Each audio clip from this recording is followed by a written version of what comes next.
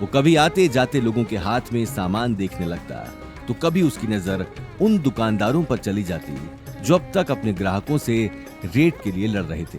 लेकिन उसी वक्त उसके आगे चल रहा अनिल एक बहुत बड़ी दुकान पर आकर रुक गया। उस दुकान का आधा सामान बाहर ही फैला हुआ था, जैसे antique mirror, watch, glass, curtains और भी बहुत कुछ। आ जाओ, अब मैं तुम्हें अपना टैलेंट दिखाता हूं कि कैसे इस तरह के मार्केट से सामान लिया जाता है। ये बात कहते हुए अनिल शॉप के मालिक के पास चला गया, जो शॉप के बाहर ही धोती कुर्ता और गले में एक मोटी सोने की चेन पहने बैठा था। लेकिन उस मालिक के पास जाने से पहले ही अनिल को बाकी के 2 ग्लास भी एक साइड में पड़े दिखाई दे गए। उसने बिना वक्त गंवाए वो ग्लास उठा लिए। मिल गए, अब हुआ ना सेट पूरा। अब तो कभी कभी ड्रिंक भी इसी शाही ग्लास में ही पिया करूंगा। ये कहते हुए अनिल शॉप के मालिक के पास जाने लगा, लेकिन तभी गौतम की नजर ग्लास के पीछे लगे स्टिकर पर चली गई। स्टिकर देखते ही उसे कुछ गड़बड़ी महसूस हुई और उसने अगले ही पल अनिल से वो ग्लास ले लिए। Dad, 1 minute. ये ग्लास एंटीक नहीं है, ये सारे पॉलिश किए हुए ग्लास है। ये देखिए, इस ग्लास का तो अभी तक स्टिकर भी नहीं हटा है। गौतम की बात सुनते ही अनिल हैरानी से ग्लास को देखने लगा, लेकिन इससे पहले कि वो आगे कुछ कह पाता, शॉप के मालिक ने उन दोनों की बात सुन ली। उसकी शक्ल से साफ पता चल रहा था कि वो अपनी शॉप पर किसी तरह की गड़बड़ी नहीं चाहता था, इसलिए उसने शॉप के सामने खड़े 2 मुश्तंडों को इशारा कर दिया। देखते ही देखते अनिल और गौतम को उन मुश्तंडों ने घेर लिया और गुस्से में उन्हें देखने लगे। देखो, ये तुम ठीक नहीं कर रहे। लोगों को झूठ बोलकर सामान बेच रहे हो और ऊपर से गुंडागर्दी कर रहे हो। रुको, मैं तुम्हारी अभी पुलिस में कंप्लेन करता हूं। अनिल की बात सुनते ही शॉप के मालिक ने अपनी आस्तीन ऊपर कर ली। क्या बोला भाई? पुलिस ने खबर करेगा? चल लगा पुलिस ने फोन। अरे तू कहीं करेगा फोन? फोन तो मैं करूंगा। अब तन्ने यहां से अब कोई ना बचा सके है। ये कहते हुए शॉप का मालिक गुस्से में गौतम और अनिल को देखने लगा। साफ पता चल रहा था कि वो किसी भी पल उन दोनों को मारने के लिए तैयार था।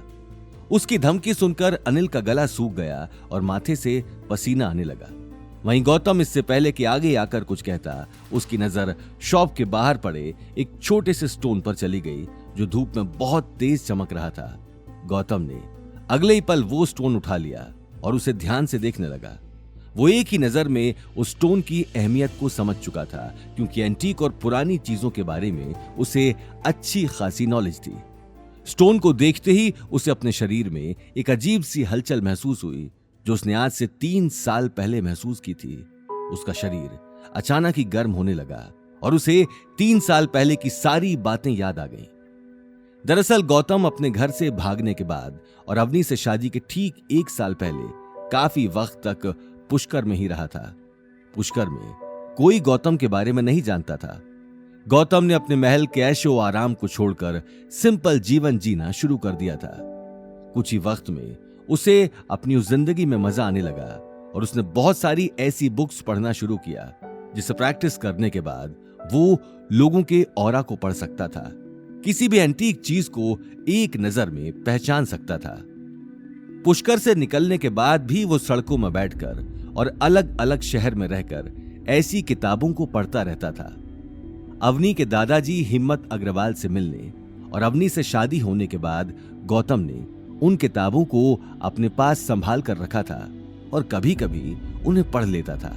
और साथ ही पुष्कर से निकलने के दौरान ही उसके हाथ ये स्टोन लगा था, जिसे हाथ में लेकर गौतम को अपने अंदर कुछ अलग तरह की वाइब्रेशंस महसूस हुई थी।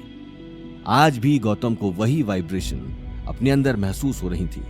उसकी नजरें सिर्फ उस हाथ में रखे स्टोन पर थीं, लेकिन स्टोन के साथ ही आज उसके सामने एक बहुत बड़ी मुसीबत भी खड़ी थी। गौतम, क्या कर रहे हो? हमारे सामने लोग हमें मारने के लिए खड़े हैं और तुम यहाँ खड़े खड़े टाइम पास कर रहे हो। तुम मेरी सेफ्टी के लिए आए हो या फिर मुझे मरवाने के लिए? गलती मेरी है। तुम जैसे आदमी को साथ में लेकर आने से पहले ही मुझे सोचना चाहिए था। ये भगवान, कहां फंस गया? उन दोनों को बड़बड़ाते हुए देखकर शॉप के मालिक का पारा चढ़ गया। उसकी शक्ल देखते ही अनिल का सिर पसीने से तरबतर हो गया। आगे की कहानी जानने के लिए।